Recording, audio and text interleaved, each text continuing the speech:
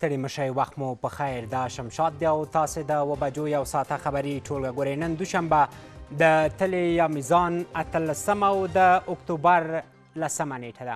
په دې یو ساعته خبري ټولګه کې مو له سیاسي، امنیتي او اقتصادي مسایلو سربیره د نړۍ له مهمو پیښو تحولاتو هم خبروو. په پیل کې د مهمو خبرونو سرټکي.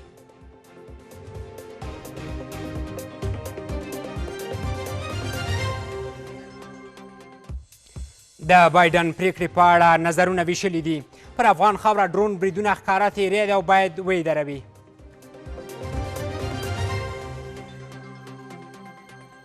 څه چې په افغانستان کې ترسره کیږي دا په ښکاره ډول د افغانستان په قلمرو باندې تیری دی او دا تیری د هغو بهانو په نتیجه کې چې دوی همیشه په لاس کې لري. اروپایي ټولنې طالبانو سره تعامل غوره بللې. د نړیوال رسمیت لپاره د ځینې شرطونه او غوښتنې ومنل شي. موږ تاسو تعامل وکړو، یعنې تعامل معنا دا چې که چیرې طالبان شرایط آماده کړي، ځان چمتو کړي، کیدای شي د رسمیت پېژندلو ته لاره هواره شي. جګړه، فقر او تاوتریخوالی عمده لاملونه دي. په هرو سلو کې 50 سلنه افغانان په رواني تکلیف اخته دي. غټ لامل دا ده چې بیکاري ده، بېروزګاري ده، د خلکو اقتصادي وضعیت ډېر خراب ده او د سره زیاتره خلک اوس رواني ناروغۍ باندې اخته دي. او د اوکراین ولسمشر د روسیې له راکټي بریدونو وروسته هر ډول مذاکرات ناممکن بللي.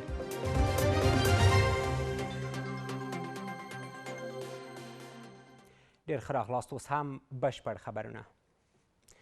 د لغمان مرکز مهترلام کې چاودنه شوې ده. د لغمان امنیه قمنداني پیښه تاییدوي او وایي پیښه په یو رکشا کې د ګاز ډبې د چاودنې له امله رامنځته شوې ده. امنیه قمنداني وایي چاودنه کې یو عام وګړی او 2 ترافیک ټپیان شوي دي، خو ځایي خلکو بیا د مرګ ژوبلې شمېر تر 10 زیات ښودلی. د امنیه قمندانۍ مسؤلین وایي ټپیان د درملنې لپاره د لغمان مرکزي روغتون ته وړل شوي او روغتیایي وضعیت یې ښه دی. د پیښې عیني کتونکو ویلي چاودنه د ګڼې ګوڼې ډکه سیمه کې پر عامو خلکو شوې او له 10 تنو زیاتو ته پکې مرګ ژوبله اوښتې ده. د لغمان امنیه قمندانۍ په یوه خبرپاڼه کې بیا ویلي چې د پیښې په تړاو یې څېړنې روانې دي او تر اوسه یې معلومات نه دي وروستي شوي. دغه چاودنه نن مازدیګر مهال 5 بجې د مرکز مهترلام ښار منځ کې شوې ده. امریکایي ولسمشر بایدن پر افغانستان د بې پیلوټ الوتکو ګزمې او عملیات تر خپل امر محدود کړل. تحلیل کوونکي وایي امریکا غواړي په هغو تېروتنو غور وکړي چې په تېر یو کال کې د بې پیلوټ الوتکو د عملیاتو پر مهال کړي دي. ځینې نور بیا په دې باور دي چې امریکا د افغانستان په ګاونډیانو باور نه لري او دغه پریکړه د دقیقو او کره معلوماتو پر بنسټ د اهدافو په نښه کولو لپاره کړې ده. غوښتنه دا ده چې د ډرون بریدونو مخنیوي لپاره د افغان لوري امریکایي چارواکو سره مخامخ خبرې وکړي. د افغانستان په فضایي حریم د امریکا د بې پیلوټ الوتکو ګزمې او بریدونه هغه څه چې په افغان خاوره د امریکا ښکاره تیری او د نړیوالو اصولو خلاف عمل بلل کیږي. د امریکا متحده ایالاتو ولسمشر جو بایدن په نوي صادر کړي حکم کې له دې وروسته په افغانستان او نورو جنګي سیمو کې د امریکا د بې پیلوټ الوتکو ګرځېدل او بریدونه تر خپل امره محدود کړي دي. د چارو شنونکي د امریکا ولسمشر دغه پریکړه په افغان قلمرو او خاوره د څار نوي بڼه یادوي. مګر هغه څه چې په افغانستان کې ترسره کیږي دا په ښکاره ډول د افغانستان په قلمرو باندې تیری دی او دا تیری د هغو بهانو په نتیجه کې چې دوی همیشه په لاس کې لري ترسره کیږي، ځکه دوی وایي چې په افغانستان کې تروریستي ډلې دي او دغه تروریستي هغه ډلې دي چې موږ یې په تعقیب پسې راغلي وو. دا که القاعده ده او که نورې هغه ډلې دي چې په نړیواله سطحه دوی هم تر ګواښ لاندې دي او دوی په وړاندې باندې مبارزه کوي. تحلیل کوونکي وایي امریکا د افغانستان په ګاونډیو هم بې باوره ده او دغه پریکړه د دې ښکارندویي کوي چې امریکا ولسمشر تر کره او دقیقو معلوماتو وروسته د برید یا عملیاتو امر صادروي. بې باوري په پاکستان باندې امریکا زیاته سوې وه او اوس هم ده. په دې خاطر پاکستان ته اجازه نه ورکړي چې نور په افغانستان په مسایلو کې مداخله وکړي، لکه څو ورځې مخکې چې په ملل متحد دفتر کې نیوکې وکړلې او هر چې د دوی بهرنیو چارو وزیر د پاکستان پلس صدر د پاکستان دغه نیوکې غلط وکړه چې افغانستان نور غوښتل چې انزوا ته بوځي او د خپل کنټرول لاندې راولي. حتی کوشش کوي چې افغانستان کې دوی په خپل سر عملیاتونه شروع کړي. بایډن مجبوره شو دغه امر ورکړه چې بدون د ما د امر اطلاع طیاره په افغانستان کې عملیات نشي کولی. باور دا دی چې دوحې تړون موارد د دواړو خواو له لوري نقض شوي دي. اوس امریکا په پراخ لاس لرلو سره هڅه کوي چې په افغانستان کې د بې پیلوټ الوتکو په واسطه ځینې سیمې په نښه کړي. دوحې د تړون خبره خو اصلا داسې ده چې هغه داسې تړون نه دی چې دواړه خواوو په توافق کړی وي او عملي کړي دي. د یوې خوا نه هم نقض شوي دي او د بلې خوا نه هم نقض شوي دي او دغه ماتېدل د دغه تړون لا ادامه لري. غوښتنه دا ده چې اسلامي امارت د امریکایي لوري سره د مخامخ خبرو له لارې پر افغان خاوره د امریکایي الوتکو د تیري مسله حل کړي او دوام د افغانستان اوسني حکومت خپلواکي تر سوال لاندې راوړي. نو په کار دی چې طالبان په دغه ناستو کې لکه په قطر کې چې د امریکا د استخباراتو مرستیال رئیس سره وکړي دغه ډول خبرې باید ورته هغو ته وویل شي چې تاسې هره ستونزه لرئ له طالب چارواکو سره یې مطرح کړئ. او څومره چې د پاکستان خبره ده چې تر اوسه د پاکستان له خاورې چې کوم بریدونه د بې پیلوټ الوتکو لخوا سوي دي لکه څنګه چې لیزا کورتیس دا خبره وکړه نو باید د پاکستان چارواکو ته وویل شي که چېرته تاسې خاوره د افغانانو په وړاندې او یا د اسلامي امارت په وړاندې کارول کیږي نو موږ به په ورته عمل باندې لاس پورې کړو. امریکایي ولسمشر جو بایډن وروسته له هغې پر افغانستان او نورو سیمو د ډرون الوتکو ګزمي او بریدونه تر خپل امره محدود کړي چې 2 ورځې وړاندې د افغانستان او امریکا استخباراتي مشرانو د دوحې ناسته کې پر یو لړ مسایلو بحث وکړل. خو تر اوسه د دغې ناستې جزئیات نه دي رسنیز شوي. خو باور کېږي چې دواړو خواوو ناسته کې د بې پیلوټ الوتکو بریدونو پر بندېدو خبرې کړي دي. اروپایي ټولنه سرپرست حکومت سره تعامل غوره ګڼي خو په رسمیت یې نه پیژني. د افغانستان لپاره د اروپایي ټولنې ځانګړي استازي ویلي غواړي د افغانستان اوسنی حکومت ځینې شرایط چې د ښځو زده کړې د کار حق او همداراز د بیان ازادي ده ومني. تحلیل دا دی چې د اروپایي ټولنې لخوا طالبانو ته یو شین څراغ ورکړل شوی چې لا هم فرصتونه شته او که شرایط پوره شي اوسنی حکومت رسمیت پیژندلو ته نږدې کیږي. غوښتنه دا ده چې افغان لوری باید له دغه فرصت له لاسه ورنکړي او ګټه دې ترې واخلي. د افغانستان لپاره د اروپایي ټولنې ځانګړی استازی چې تازه له افغانستان او اروپا ته ګرځېدلی ویلي چې د افغانستان اوسني سرپرست حکومت سره تعامل غوره بولي خو حکومت یې په رسمیت ځکه نه پیژني چې غواړي د افغانستان فعلي حکومت ځینې شرایط چې د نړیوالې ټولنې لخوا ورته وړاندې شوي پوره کړي. توماس نیکولسن ویلي چې له ښوونځیو د نجونو راګرځول دندو ته د ښځو نه پرېښودل او د بیان پر ازادۍ محدودیتونه او ځینې نور مسایل د اروپایي ټولنې لپاره لا هم جدي اندېښنې دي. له ښوونځیو د نجونو راګرځول ښځې دندو ته نه پرېښودل او د بیان ازادۍ نشتوالي د اروپایي ټولنې لپاره جدي اندېښنې دي. یو ټول شموله سیاسي بهیر په افغانستان کې د دوامداره ثبات او د اوسني نظام په رسمیت پیژندنې لپاره اړین دي. اروپایي ټولنه له سرپرست حکومت سره تعامل غوره بولي خو حکومت یې په رسمیت نه پیژني او غواړي چې دا حکومت ځینې شرطونه پوره کړي. د نیکولسن له دغو څرګندونو بیا تحلیل دا دی چې له نړۍ سره د تعامل لپاره لا هم فرصت له لاسه نه دی وتلی. کارپوهان وایي د اروپایي ټولنې دغه څرګندونې په دې معنا دي که د افغانستان اوسنی سرپرست حکومت وړاندې شوي شرایط پوره کړي نو د رسمیت پیژندنې مسئله به یې هم حل شي. دوی ټینګار لري چې افغان چارواکي نه باید دغه فرصتونه له لاسه ورکړي او افغانستان دې له نړیوال اقتصادي انزوا وژغوري.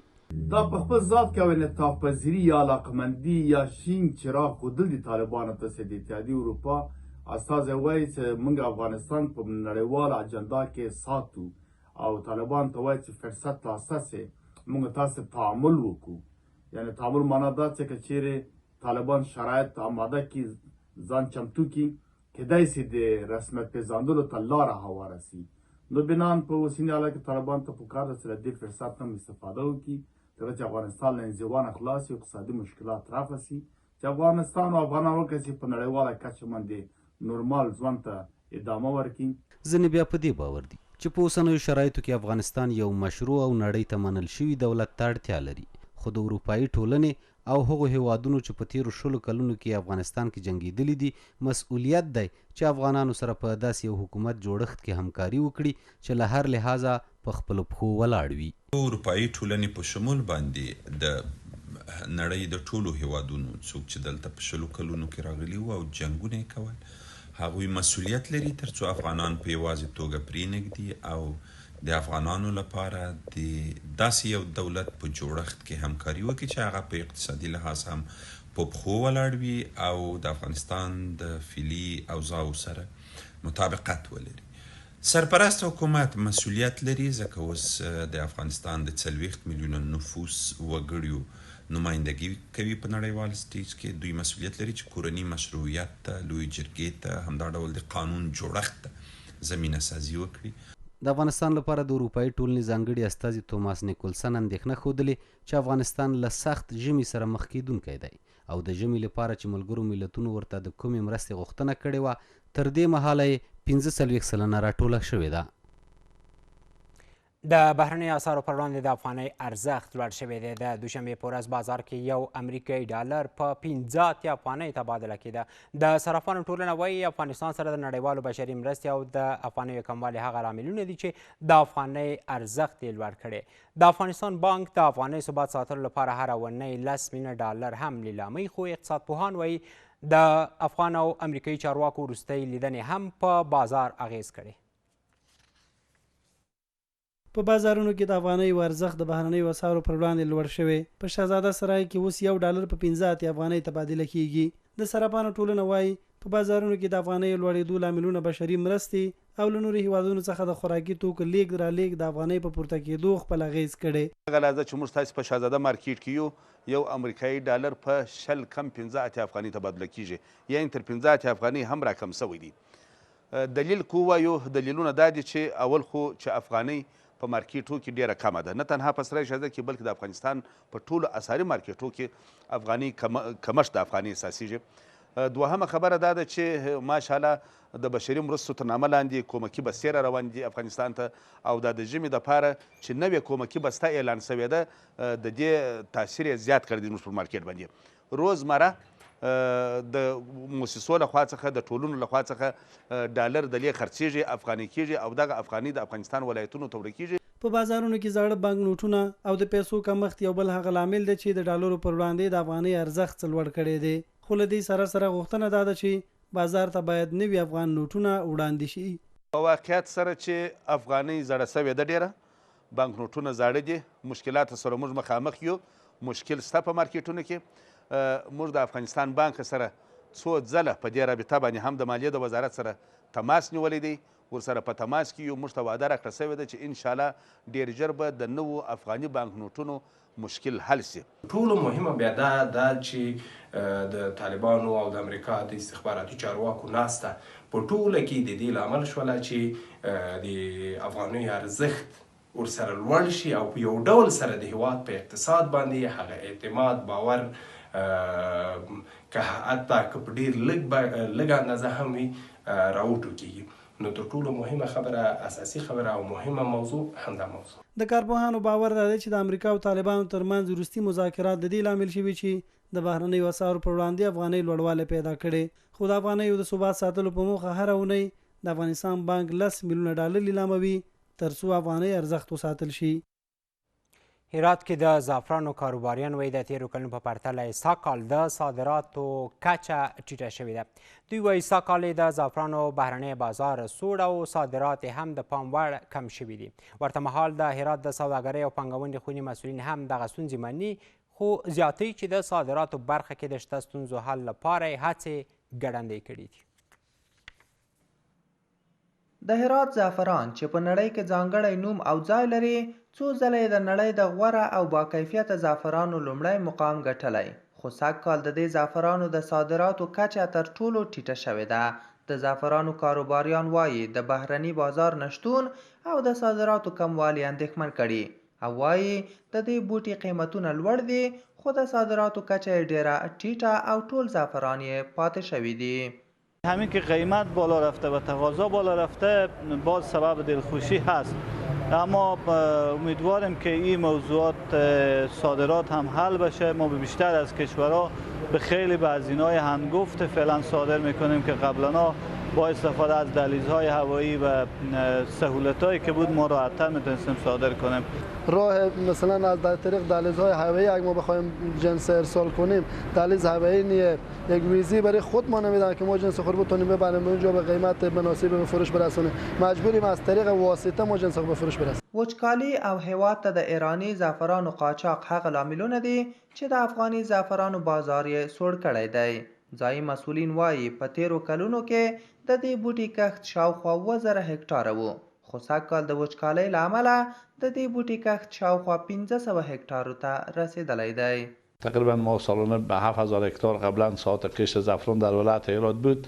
امیدواریم که امسال تقریبا بتونیم 400 الی 500 هکتار ساعت کشت زعفران بیشتر بشه و تولید ما نسبت به سال گذشته بلندتر بشه. له بل لوري د هرات د سوداګرۍ او پانګونې خونې مسؤلین د صادراتو کموالی یوازینی لامل وروستي تحولات یادوي او زیاتوي چې هیله شته ترڅو د زعفرانو صادرات بیرته عادي حالت ته راوګرځي.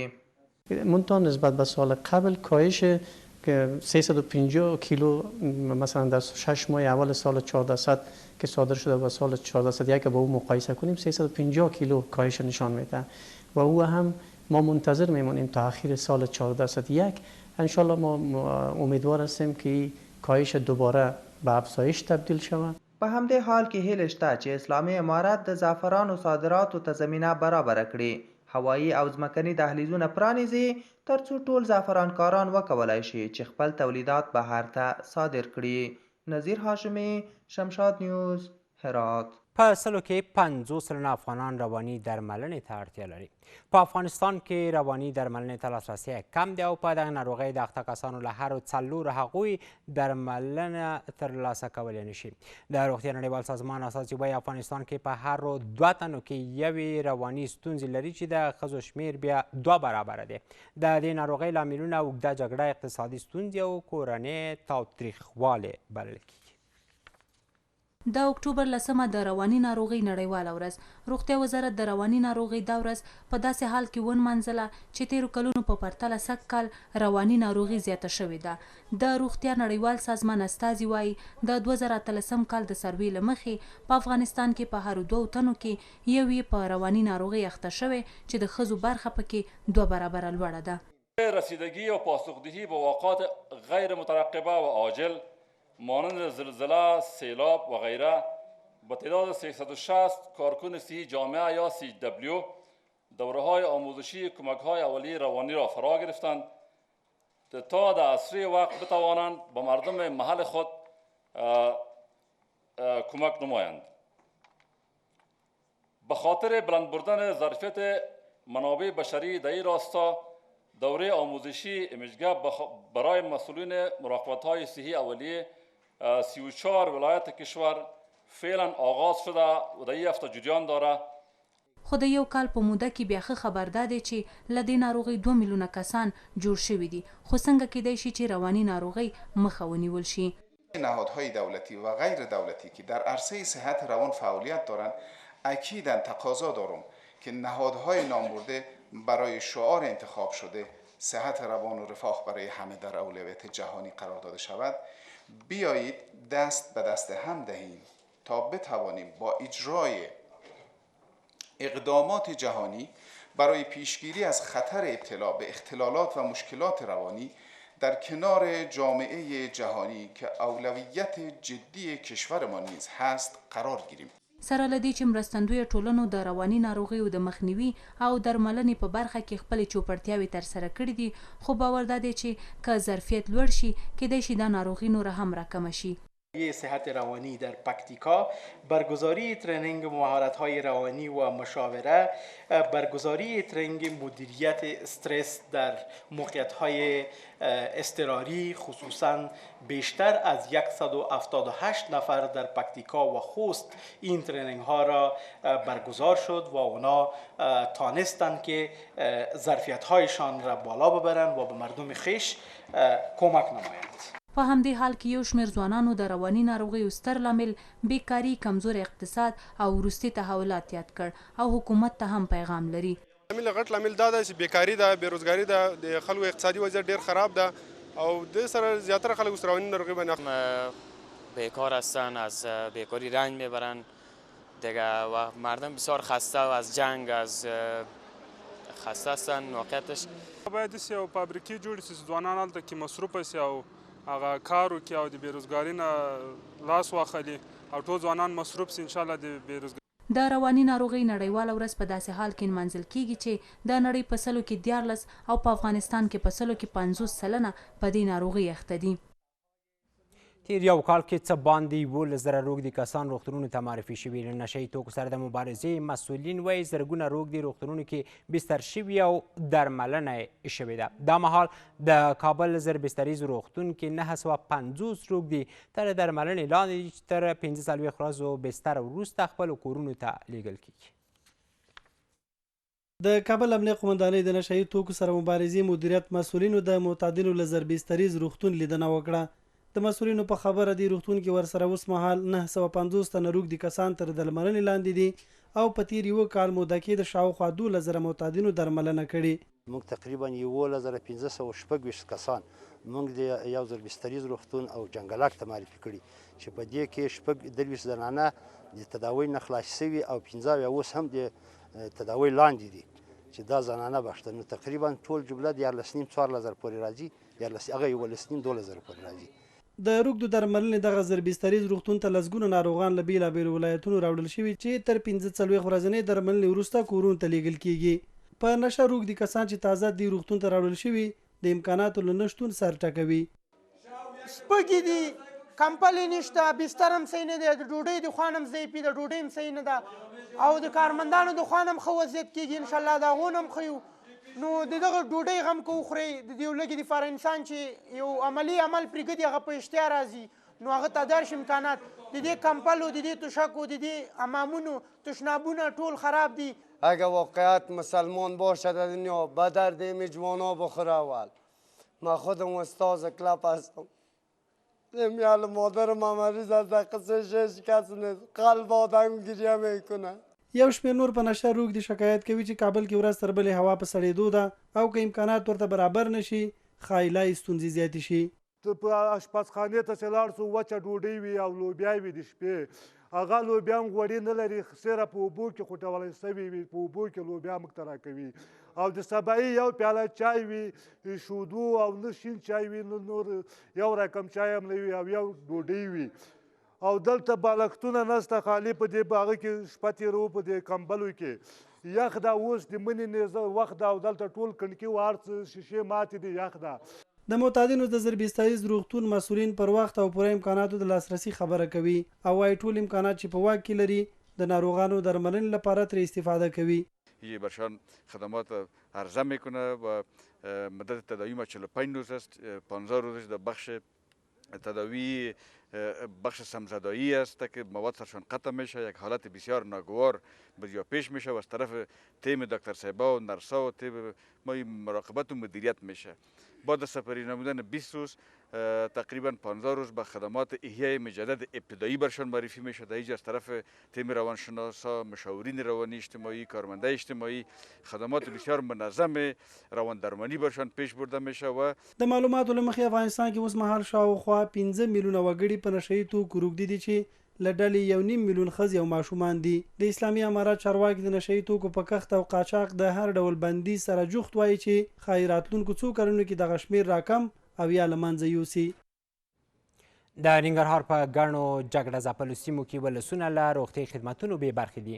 د شمشاد خبریال سهارګل احساس ګرځنده روغتیا پالانو سره هغو سیمو ته ورغلی چې ولسونه یې له کړاو سره مخ دي او هیڅ ډول روغتیایي خدمتونو ته لاسرسی نه لري. روغتیا پالان وایي په خپل ټول توان هڅه کوي چې په هغو سیمو کې د ټولو ناروغانو درملنه وکړي، خو دوی هم کافي درمل او امکانات په واک کې نه لري.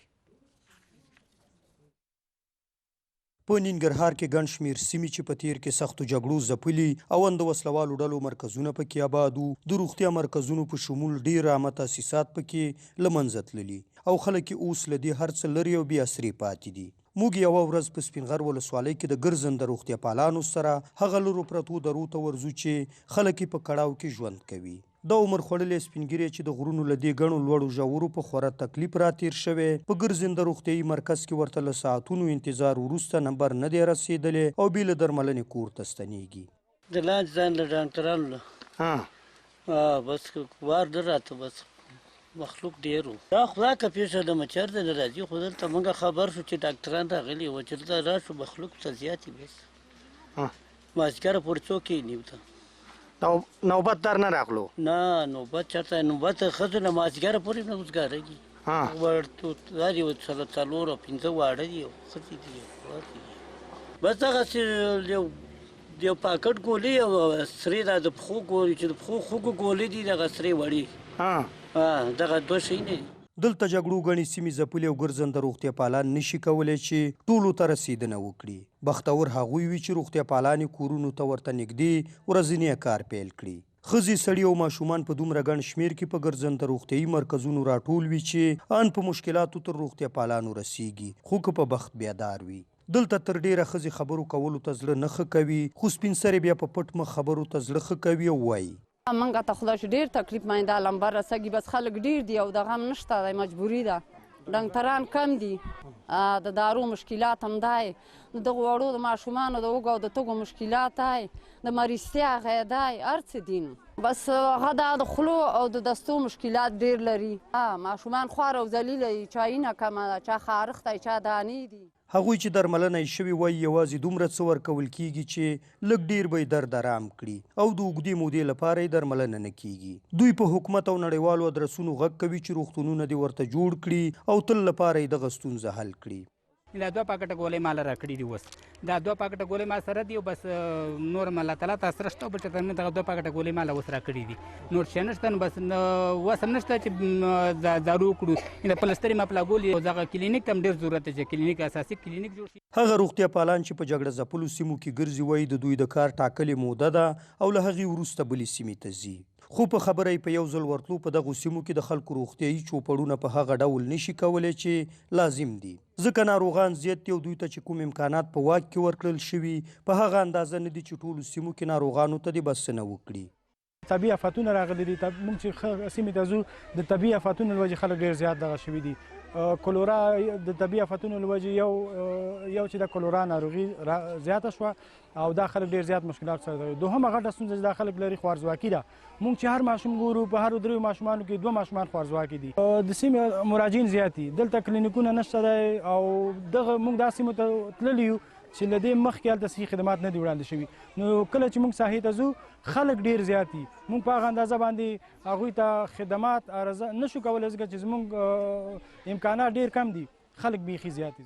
د ګرځنده روغتیا پالانو په خبره ګڼې داسې سیمې هم شته چې تر دې دمه پکې هیڅ روغتیایي خدمات نه دي ترسره شوي. دوی په حکومت او نورو روغتیا پالو ادرسونو غږ کوي چې د یادو خلکو لاسنیوی دې وکړي ځکه دوی په یوازې ځان د ټولو ځپل شوو سیمو د خلکو روغتیایي چوپړونه نشي کولی. په وینا یې چې اړتیا د دوی د امکاناتو څو برابره لوړه ده.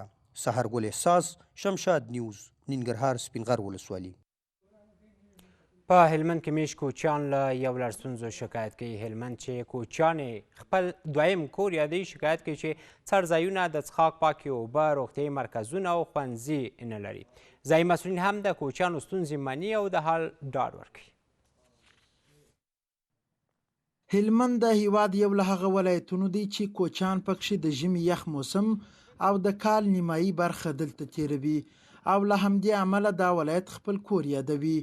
دغه ولایت میشت کوچیان وایي د اوسېدو لپاره ځانګړې ځمکه څړځایونه د څښاک پاکې اوبه روغتیایي مرکزونه ښوونځي او د ژوند تیرولو لپاره هیڅ اسانتیاوې نه لري چې له کبله یې ژوند په سختۍ تیریږي.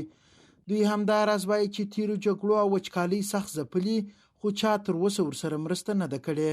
نن ځکه لرو نه یو دولت لرو چې موږ خلکو بد را سره کوي په دې را سره په خل تا ورنه معلومه ګرد مړه سو دی لوجه ورو تند پیراله وسکلی پیراله دا مشکلات نه دي مالداري مال چر ځای لرو نه دي مالداري د مینه ځای لرو نه دي بل ځای لرو سمر لا یو مینه باندې وکړای یو شی وکړي نو دا غزاري دي دا مکسي دا مېدي دي ورور نه لار لرو نه لیکل لرو ورور نه په مځکو څوک پرېږدي نه اوبه لرو نه خواړه لري هېڅ نه لرو. په هلمند کې د کوچیانو امیر همدا مني چې کوچیان له زیاتو ستونزو سره مخ دي چې لویه ستونزه یې د تذکرو نه ویش دی او دا مهال یوازې 40% کوچیان پیژندپاڼې لري.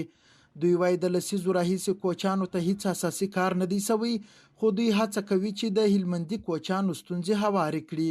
په هلمند کې کوچیان د وچکالۍ سره ډېر مخامخ دي په هلمند کې د څښاک اوبه کوچیان نه لري او بل په هلمند کې مکتبونه کوچیان نه لري، مدارس نه لري او نه سیار کلینیکان لري، نه دا نور کلینیکان لري په هلمند کې.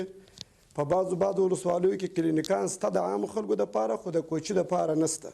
او بله غټه ستونزه په هلمند کې موږ دا لرو چې کوچی په هلمند کې یو غټ قوم دی، په 100 کې 40% دسکري لري، 60% دسکري نه لري. د هلمند د کرنې او مالدارۍ ریاست مسؤلین هم مني چې کوچیان ستونزې لري، خو وایي چې ډیر ژر به د مؤسساتو په همکارۍ د هغوی لپاره د څښاک اوبو او د کوچیانو ریاست اړوند شته ستونزو ته هم رسیدنه وکړي.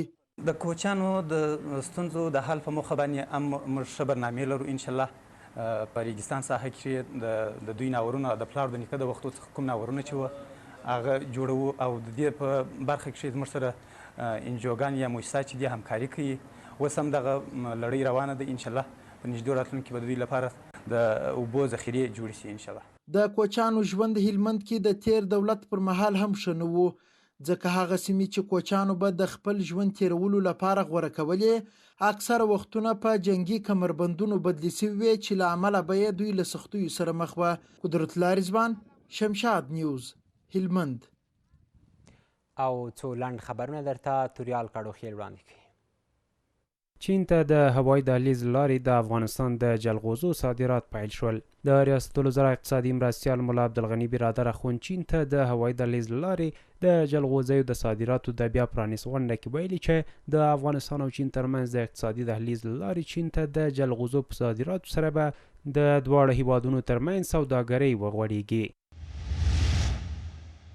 افغانستان بانک د افغانیو ارزښت لوړېدو په موخه 10 میلیونه ډالر لیلاموي. د افغانستان بانک لوري په خبره شوې خبرپاڼه کې ویل شوي چې دغه بانک سبا سهشنبه د داوطلبۍ لارې 10 میلیونه امریکایي ډالر د لیلام په ډول پلوري. یاد بانک وایي ټول هغه سوداګریزو بانکونو د صرافۍ او د پولي خدماتونو شرکتونه چې په شرایطو برابر وي به دغه داوطلبۍ کې ګډون کولی شي. د افغانستان بانک نږدې هره اونۍ د افغانیو ارزښت لوړېدو په موخه میلیونونه ډالر د لیلام په ډول پلوري چې تر ډیره د بهرنیو اسعارو پر وړاندې د افغانیو ارزښت ثابت ساتلی دی.